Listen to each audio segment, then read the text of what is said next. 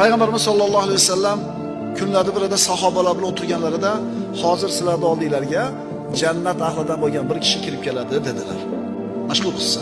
Qarab turishuvdi, soch soqolidan shu suvni tomchilari oqqan tahorat qilib bir odam kirib keldi. Ansorlardan. U ashara-i mubashshara emas, ulug' sahobalardan emas, oddiy bitta sahoba. Ertasi kuni Rasululloh shu so'zini qaytardilar. Yana shu odam kirib keldi. 3-kun ham shunday bo'ldi. Abdulloh ibn Amr ibn Los uyiga borib 3 kun mehmon bo'ladi. 3 kun mehmon bo'ladi. Qarasa hamma qatori, ba'zi kechalarda tahajjud o'qidi, ba'zida o'qimaydi, hamma qatori. Shunda hayr ma'zirni qilib chiqib ketyapti turib shuni so'raydi. Rasululloh 3 kun hozir sizlarning oldinglarga jannat ahlidan bo'lgan bir kishi kirib keladi dedilar. 3 marta siz kirib keldingiz. Nima amalingiz bor? Nima amalingiz bor desa, hech qanaqa amalim yo'q. Siz ko'rgandan boshqa. Ha, xo'p deb ketayotganda to'xtang dedi. To'xtang birodar. Bitta narsa bor dedi. Men tong ottirar ekanman, kech kirgizib